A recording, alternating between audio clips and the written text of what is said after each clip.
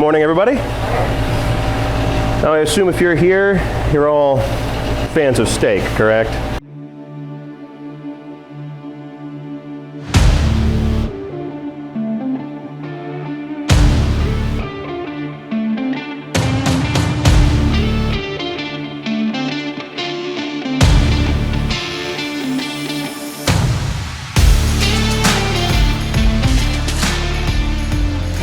There's a little bit more technique to getting a steak really perfect than just having a screaming hot surface and throwing it on there for 3 minutes aside. That is mostly correct, but there's a little bit more to it than that. There's a few things that you kind of absolutely need to make your steak the best steak it possibly can be. The thermometer was mentioned. He said it was number one. I think the grill is number one, but the thermometer is definitely number two.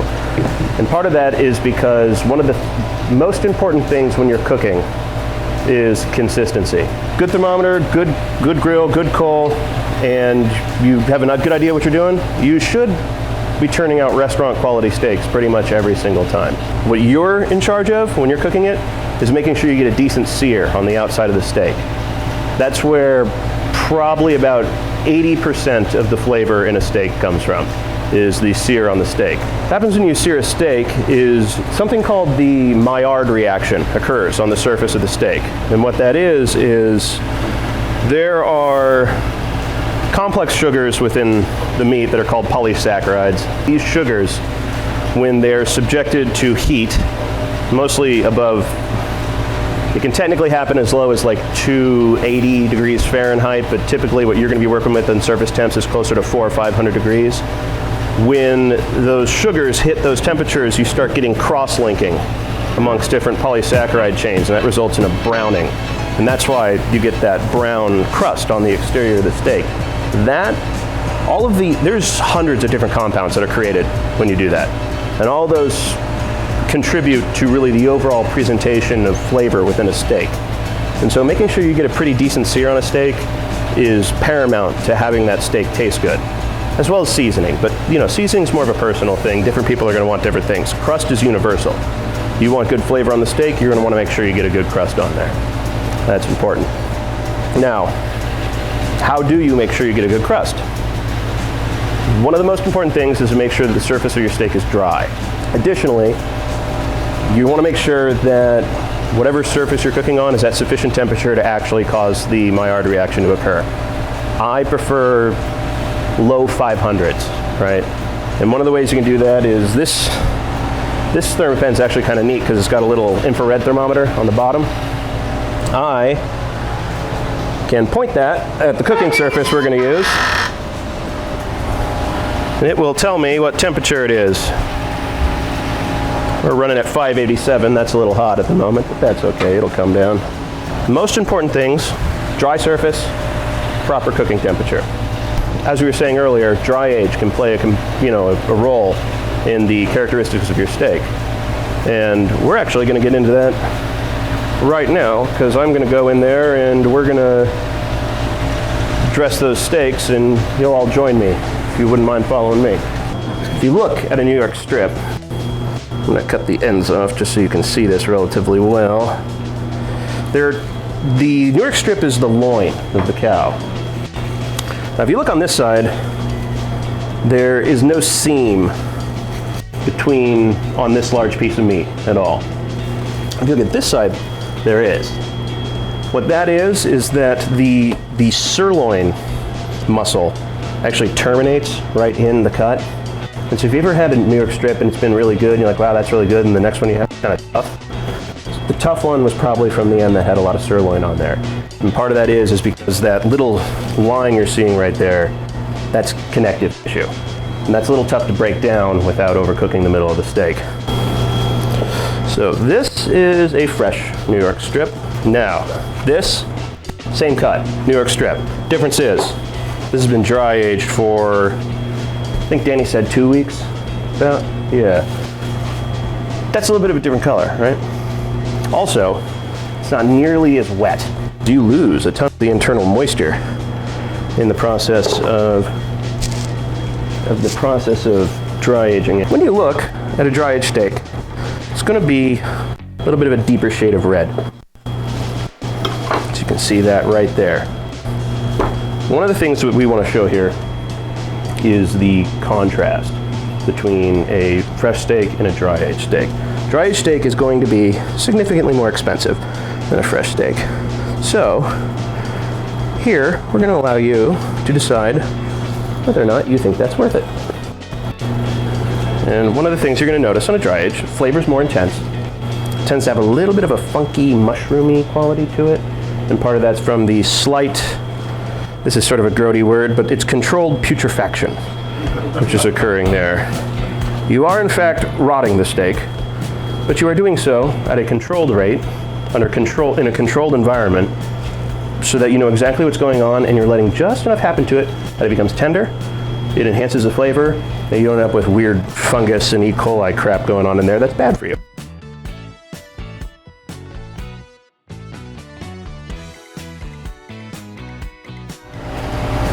Steaks are cut, you gotta season, right?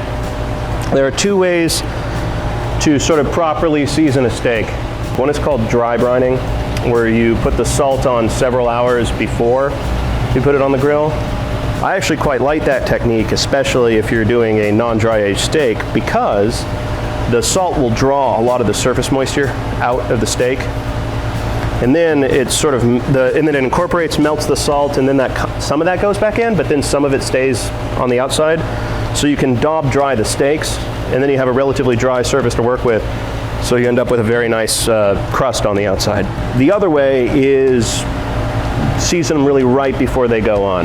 Because if you season them, let's say 20-30 minutes before you throw them on the grill, you only get half of that dry brine process occur, where it pulls the water out, but then it doesn't melt the salt and then reincorporate. You just end up desiccating the steak a little bit, which isn't what you want.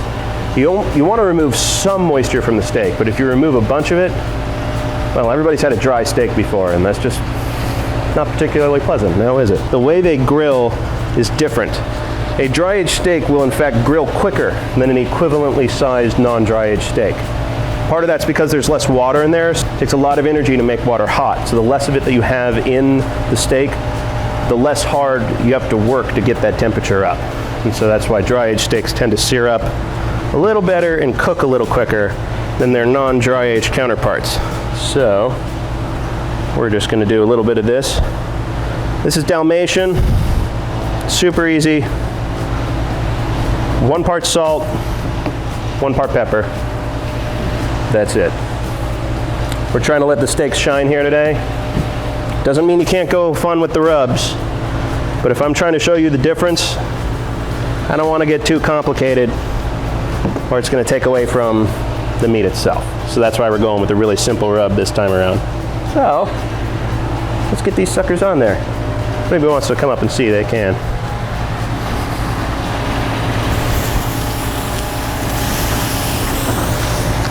Yeah. So that's a plancha. Sorry, I'm right in the smoke right there. I significantly prefer a solid iron surface over a grill. And the reason why is because I'm getting complete contact with the heating surface rather than like little grill marks. But if all you're going for is flavor, you're better off wanting a crust across the entirety of the surface of the steak. So you can actually see, remember how I was mentioning when there's surface moisture, it creates an insulating layer of like steam. See how it's seared around the edges, but it's not in the middle? It's because it got that little steam cloud going there, because there's still a little bit too much surface moisture on there. One of the ways you can allay that is just to gently press down on the top of the steak while it's on there so it comes into contact with the surface. It's like low to mid 500s. We'll see if the, yeah, perfect. So it's actually searing up right on that side. That's actually more what you want, where you're getting that brown color rather than black, right? That's Maillard reaction. The other stuff is char. Char is gonna happen pretty much every time you do a steak, unless you're like really, really, really precise with that surface temp. But you want the majority of what's going on the crust to be Maillard browning, not charcoal. Unless you like the flavor of charcoal, in which case, you do you. I'm sure everybody's noticed steaks shrink when you cook them. And part of that is moisture is coming out of the steak, but also you're rendering fat. As that fat renders, It, you know, it does a little bit of movement throughout the steak, and that's a good thing partially because a lot of what makes a steak juicy isn't actually the water, it's the oil. And what that oil is it's the liquefied rendered fat from the steak. Beautiful. You're shooting for an internal temp if you want like a medium rare, the way I'm trying to make these, of about 118, 119 when you take them off. Then you're gonna let them rest for about 7 minutes or so, cut them open. But if you cut them open right after they come off, like you were saying, you're rendering the fat, you kind of want to let a lot of the fat and juices set up again a little bit before you cut them, otherwise they run out when you cut it. You cook up to about 125, that's on the rare end of medium rare, right? That's where I prefer my steaks. So if you check this out, anybody like to try a little bit of a New York strip? There you are, sir.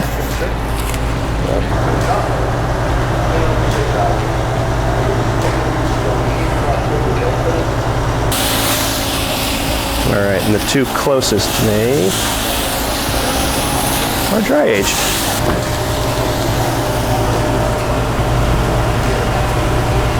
All right, we got the dry aged, 100% definitely dry aged one ready, so.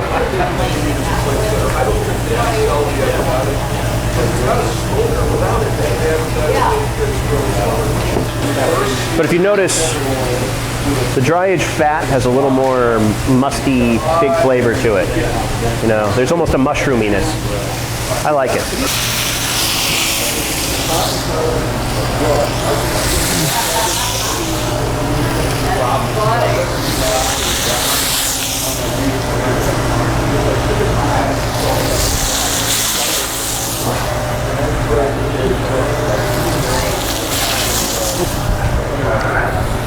Beautiful.